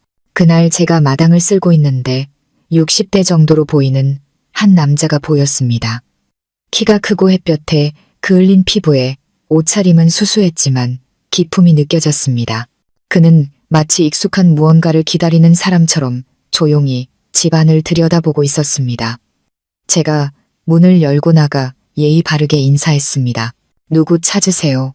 그는 눈을 가늘게 뜨더니 부드럽게 미소 지었습니다. 실례지만 여기가 박 여사님 댁이 맞습니까? 예전에 남편이 의사였고 일찍 돌아가셨는데 저는 잠시 멈칫했습니다. 네, 저희 시어머니 댁 맞습니다. 들어오세요. 시어머니는 부엌에서 분주하게 움직이다가 제 부름에 서둘러 나오셨습니다. 그 남자를 보자마자 시어머니는 그 자리에 얼어붙었습니다. 상철 씨. 남자는 미소 지었습니다. 오랜만에 내 이름을 불러주는군. 두 사람 사이의 분위기만으로도 저는 이분이 평범한 지인이 아니라 과거를 공유한 특별한 사람이라는 것을 즉시 알 수 있었습니다. 몇 분간의 대화를 통해 저는 그들이 젊은 시절에 알던 사이라는 것을 알게 되었습니다. 시아버지께서 살아계실 때 상철 씨는 시아버지의 절친한 친구였고 시아버지가 투병할 때 가족을 많이 도와주셨다고 합니다. 나중에 각자의 사정으로 연락이 끊겼다고 했습니다. 호주에서 일 때문에 한국에 잠시 왔다가 이 근처를 지나게 됐네. 문득 자네가 예전 편지에서 말했던 집이 생각나서 혹시나 하고 와봤는데 정말로 자네를 만날 줄은 몰랐어. 그는 담담한 목소리로 말했습니다. 저는 일어나 물을 따르며 두 분만의 공간을 만들어드리기 위해 조용히 자리를 피했습니다. 대화 내내 저는 두 분이 옛날 이야기를 많이 하는 것을 들었습니다. 시아버지가 돌아가셨을 때 시어머니가 홀로 아들을 키우느라 허리가 휘었던 시절, 그리고 상철 씨가 함께 살며 서로 의지하자고 제안했지만 시어머니가 거절했던 이야기까지요. 그때는 남편 죽은 여자는 그냥 혼자 아들 키우며 사는 게 도리라고 생각했어요. 다른 남자를 만나면 인생이 시끄러워질 것 같았고요. 시어머니는 먼 곳을 바라보며 말했습니다. 상철 씨는 공감 어린 눈빛으로 고개를 끄덕였습니다. 나는 자네의 결정을 존중했어. 하지만 이제 자네도 나이가 들었고 아들도 다 컸는데 이제는 자네 자신을 위해 살아보는 건 어떤가? 저는 깜짝 놀랐습니다. 무거운 침묵이 방 안을 덮었습니다. 시어머니는 애써 평온한 표정을 지으며 희미하게 웃었습니다. 나는 이제 호주에서 안정적으로 살고 있네. 집도 있고 연금도 나오지. 이번에 한국에 온 건 은퇴하고 함께 여생을 보낼 친구를 찾기 위해서였어. 만약 자네가 괜찮다면 우리 남은 인생 후회 없이 살아볼 수 있지 않을까? 저는 당황해서 끼어들지 못했지만 마음속에서는 이상한 감정이 요동쳤습니다. 저를 그토록 힘들게 했던 시어머니였지만 지금 그분은 명예와 자기 자신의 삶 사이에서 쉽지 않은 선택의 기로에 서 있었습니다. 마침 민준 씨가 들어오다 대화의 일부를 듣고는 그 자리에 굳어버렸습니다. 시어머니는 저와 아들을 번갈아 보더니 조용히 말했습니다. 나한테 생각할 시간을 좀 주지 않겠니? 다른 사람과 다시 시작하는 건 생각해 본 적도 없지만 그렇다고 평생 희생만 생각하며 살기에는 나도 이제 늙었구나. 그날 저녁 집안의 식사 시간은 유난히 조용했습니다. 제가 설거지를 하고 있는데 시어머니가 다가와 옆에서 돕기 시작했습니다. 약간 굽은 등으로 그분이 조용히 물었습니다. 내가 만약 다른 사람과 새 출발한다면 그게 잘못된 걸까? 저는 손을 멈췄습니다. 어머니는 어머니 자신을 위해 생각할 권리가 있어요. 남들이 뭐라고 하든 인생은 어머니 것이잖아요. 행복해질 기회가 있다면 시어머니나 과부라는 이름 때문에 스스로를 묻어버릴 필요는 없어요. 시어머니는 저를 보았고 그분의 눈에는 눈물이 그렁그렁했습니다. 지금까지는 희생이 당연한 의무라고 생각했다. 하지만 네가 당당하게 말하고 지키고 필요할 땐 떠날 줄 아는 모습을 보면서 깨달았다. 자기 자신을 지키는 것이야말로 가장 어려운 일이라는 걸. 내가 떠나면 민준이랑 너는. 저는 그분의 말을 잘랐습니다. 어머니께서 자신을 위한 삶을 선택하신다면 이 집은 제가 지킬게요. 어머니께서 후회 없는 선택만 하신다면 어디에 계시든 그곳이 바로 집이에요. 시어머니는 눈물을 터뜨렸습니다. 처음으로 저는 시어머니가 이 집의 보호자가 아니라 수많은 충돌 끝에 정화된 어떤 종류의 애정으로 바로 제게 보호받는 사람이라는 것을 느꼈습니다.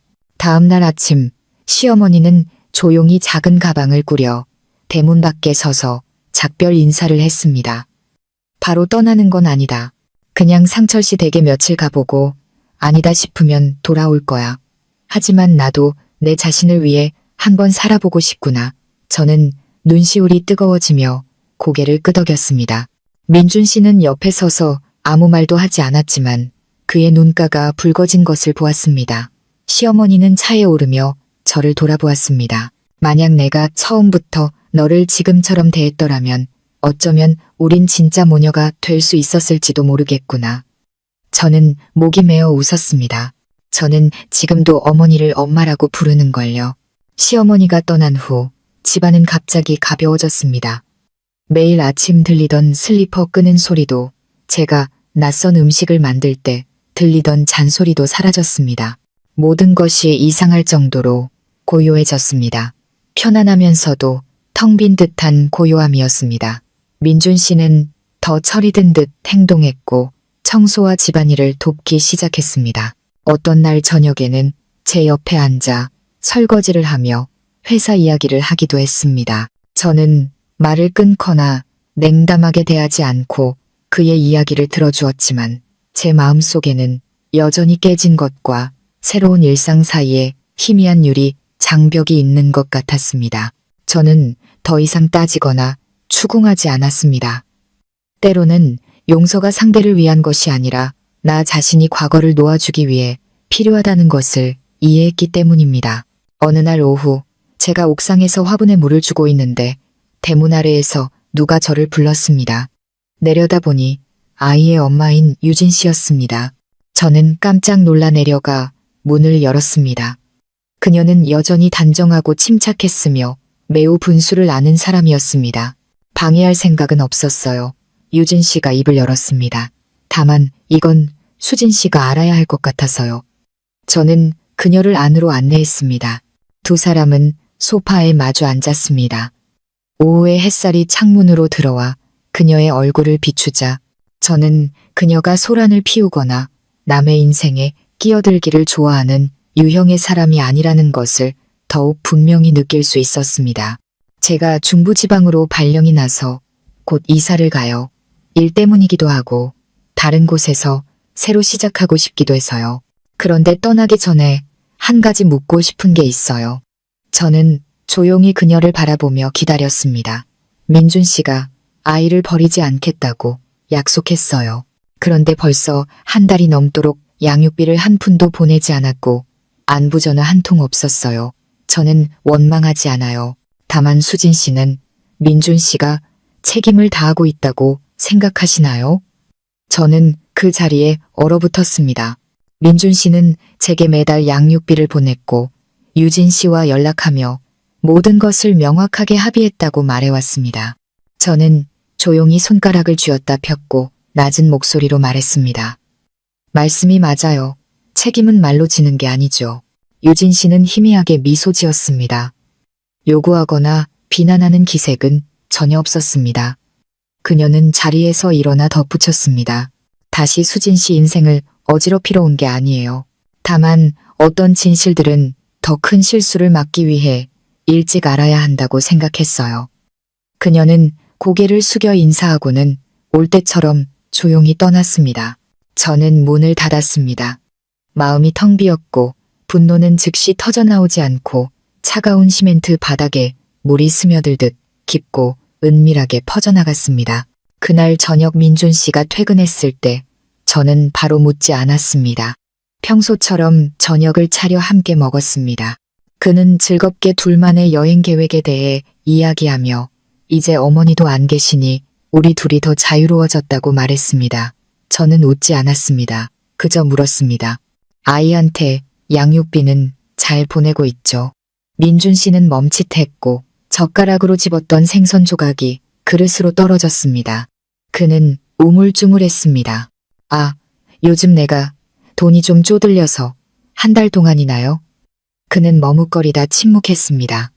저는 젓가락을 내려놓았습니다.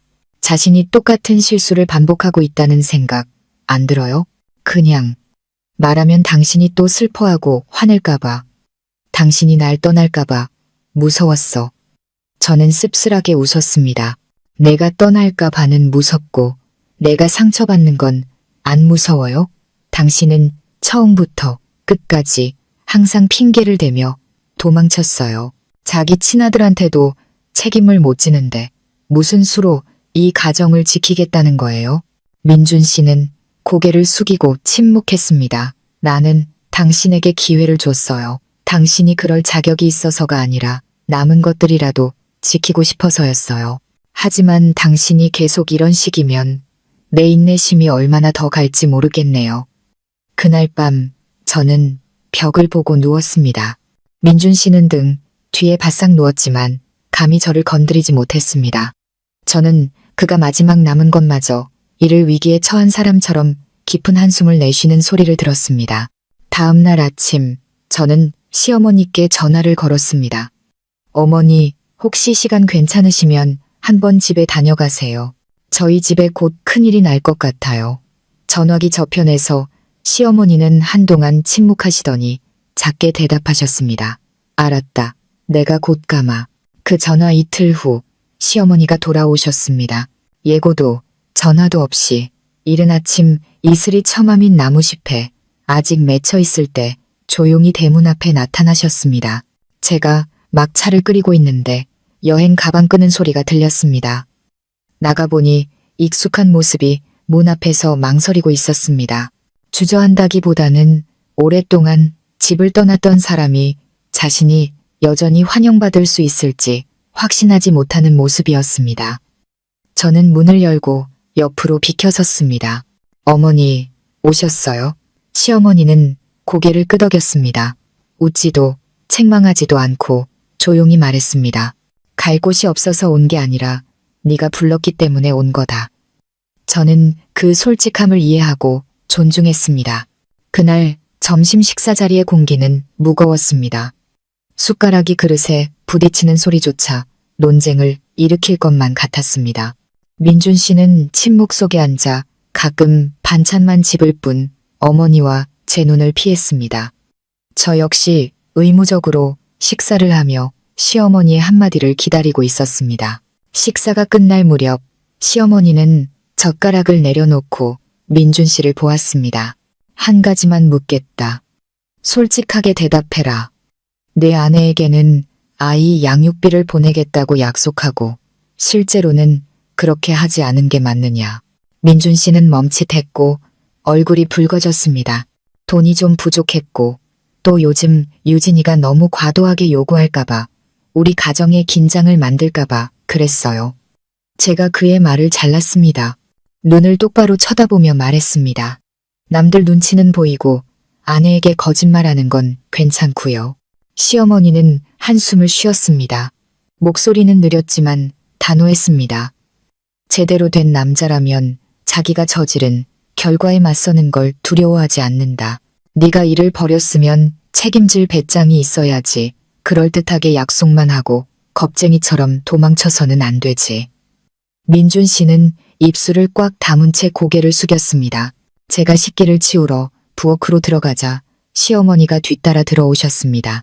한때 저와 그분의 조용한 전쟁터였던 부엌은 이제 눈물 대신 진심이 오가는 진지한 대화의 장소가 되었습니다. 네가 많이 참아왔다는 거 안다. 시어머니가 입을 열었습니다. 네가 작은 가방 하나 들고 이 집에 온 날부터 나는 내 눈에서 자존심 강한 사람이라는 걸 봤다. 내 잘못은 그런 괜찮은 사람을 내 편견으로 대했다는 것이다. 저는 돌아서서 조용히 대답했습니다. 저는 어머니께서 저를 사랑해 주시길 바란 적 없어요. 그저 한 집에 사는 사람들끼리 서로 상처 주지 않기를 바랐을 뿐이에요. 시어머니는 고개를 끄덕였습니다. 이제 내가 돌아온 건 이 집의 주인이 되기 위해서가 아니다. 이번에 내가 나서서 확실히 정리하지 않으면 네가 떠나버리고 이 가정은 영원히 망가질 것 같아서 돌아왔다. 저는 그분을 보며 다음 말을 기다렸습니다.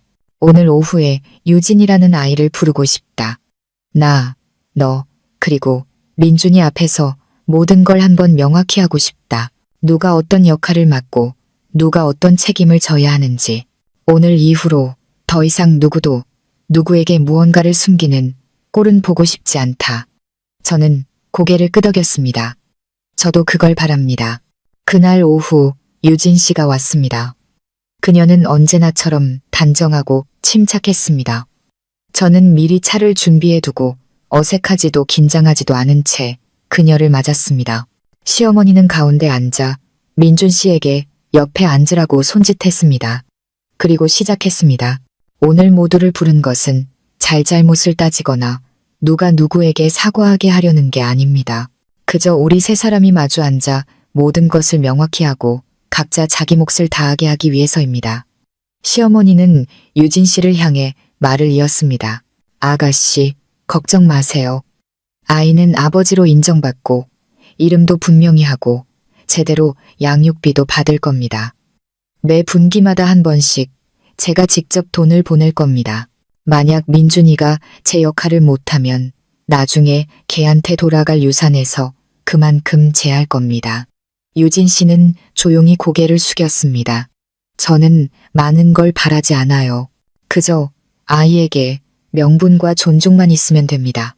시어머니는 저를 돌아보았습니다. 그리고 너에게는 용서를 강요하지 않겠다. 하지만 나는 네가 자신의 인생을 결정할 만큼 충분히 강한 사람이라고 믿는다. 만약 너무 지치면 너는 떠날 권리가 있다. 하지만 만약 남는다면 나는 내 아들을 포함해 그 누구도 너에게 다시는 상처 주게 놔두지 않겠다고 약속하마. 저는 아무 말도 할 수 없었습니다. 마음속의 분노는 사라졌지만 균열은 아직 아물지 않았습니다. 저는 민준 씨를 향해 물었습니다. 당신은 할 말 없어요? 민준 씨는 저를 보았고 그의 눈은 붉게 충혈되어 있었습니다. 내가 잘못했고 네가 내 곁에 남아줄 자격이 없다는 거 알아. 하지만 만약 네가 허락해준다면 이제는 말이 아니라 행동으로 다시 시작할게. 저는 침묵하다가 방으로 들어갔습니다. 잠시 후 저는 세 장의 종이를 들고 나와 테이블 위에 올려놓았습니다. 아직 서명하지 않은 이혼 서류, 양육비, 위임장, 그리고 다시는 같은 잘못을 반복하지 않겠다는 각서였습니다. 유진 씨가 다시 찾아온 날 이미 모두 준비해둔 것들이었습니다. 나는 말만 잘하는 남편이 필요한 게 아니에요. 약속을 지킬 줄 아는 남자가 필요해요.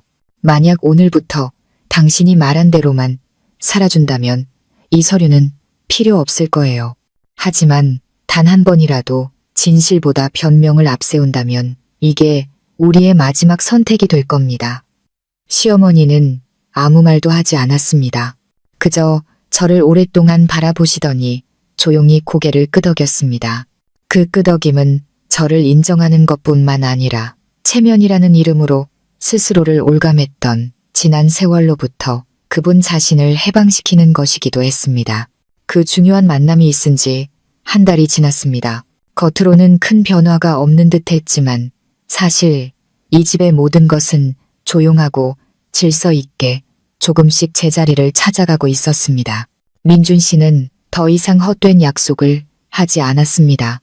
그는 정해진 날짜에 정확한 방법으로 저나 어머니를 통하지 않고 스스로 양육비를 보냈습니다. 저는 묻지도 확인하지도 않았습니다. 그저 조용히 지켜볼 뿐이었습니다. 누가 시키거나 끌어주지 않아도 스스로 바로 설 줄 아는 남자의 모습을 보고 싶었기 때문입니다. 시어머니도 점차 자신의 위치로 돌아가 저희 부부 사이에 끼어들거나 강요하거나 판단하지 않으셨습니다.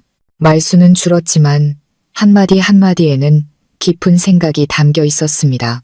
마치 이제는 자신이 뱉는 말의 무게를 아는 사람처럼요. 한 번은 시장에 다녀오시면서 제가 좋아하는 반찬을 사와 식탁에 놓으며 툭 던지듯 말씀하셨습니다.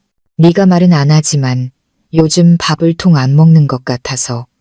그 한마디에 저는 한참 동안 밥상 앞에 앉아 있었습니다. 저도 변했습니다. 누군가 강요해서가 아니라 용서란 과거를 잊는 것이 아니라 그것을 내 삶의 일부로 받아들이고 내가 가치 있다고 여기는 방식으로 계속 살아가는 것임을 깨달았기 때문입니다. 어떤 날 밤에는 민준 씨가 한밤중에 일어나 창가에 앉아 마당의 등나무를 바라보기도 했습니다. 저는 그가 잠 못 이루는 것이 과거 때문이 아니라 좋은 남편이 되는 방법에 대해 고민하고 있기 때문이라는 것을 알았습니다. 예전에는 너무나 쉽다고 생각했던 그 일이었습니다.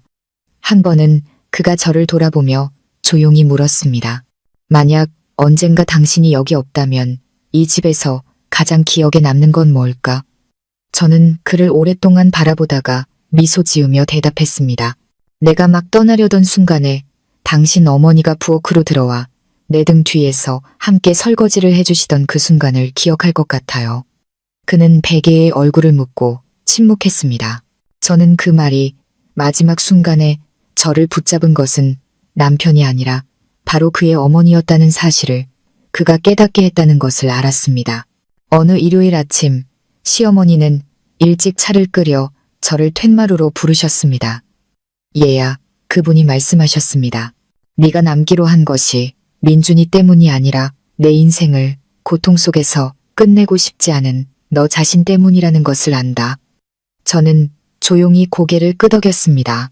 하지만 지금도 내가 무거운 짐을 지고 있다고 느낀다면 주저하지 마라. 나는 너를 묶어두거나 붙잡지 않을 것이다. 다만 네가 떠난다면 더 나은 삶을 살 자격이 있어서 떠나는 것이지 지쳐서 도망치는 것은 아니었으면 좋겠다. 저는 그분을 오랫동안 바라보았습니다. 신혼 첫날 밤 차갑게 서서 예물을 요구하던 그 여인이 이제는 제가 명예롭게 물러날 수 있도록 길을 터주고 있었습니다. 저는 차를 따라 그분께 드리며 조용히 말했습니다. 저는 남기로 결정했어요.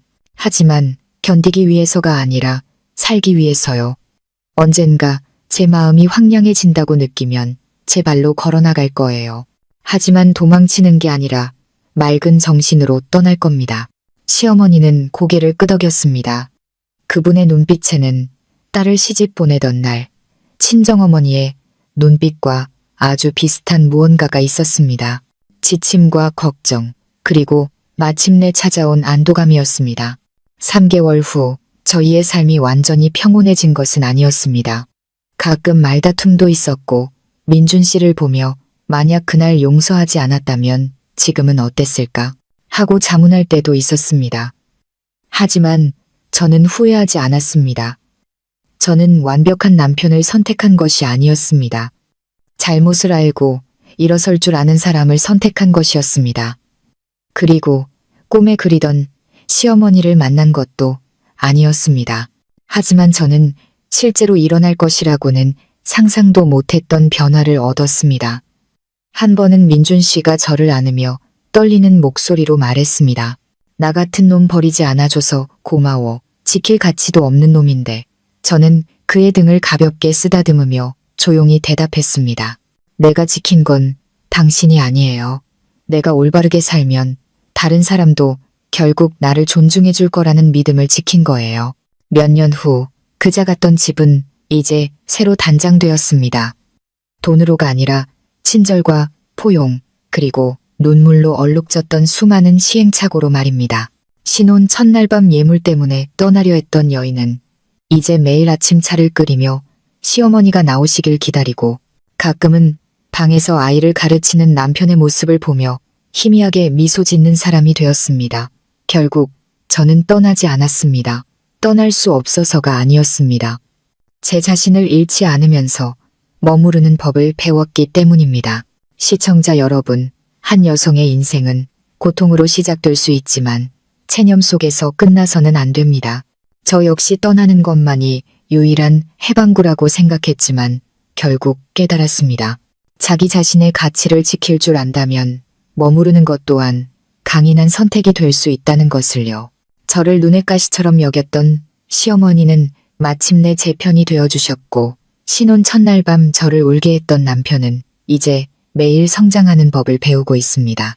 그리고 모든 것을 싸들고 떠나려 했던 저는 더 이상 연약하지 않고 이해 속에서 강해진 마음으로 결국 이 가정을 지켜냈습니다. 이야기는 여기서 끝이 나지만 교훈은 여전히 남아 있습니다. 모든 결혼 생활에서 진실과 존중이야말로 가장 튼튼한 기반입니다. 두려움 때문에 인내를 선택하지 마시고 충분히 강해졌을 때 용서를 선택하십시오. 여러분께서도 결혼 생활에서 비슷한 어려움을 겪으셨거나 떠남과 머무름의 경계에서 본 경험이 있다면 댓글로 여러분의 이야기를 공유해 주세요. 저희 채널 좋아요와 구독 그리고 알림 설정도 잊지 마시고 다음 이야기를 기대해 주세요. 이곳에서는 결혼과 가정의 진짜 속사정이 담긴 이야기들이 여러분을 기다리고 있습니다.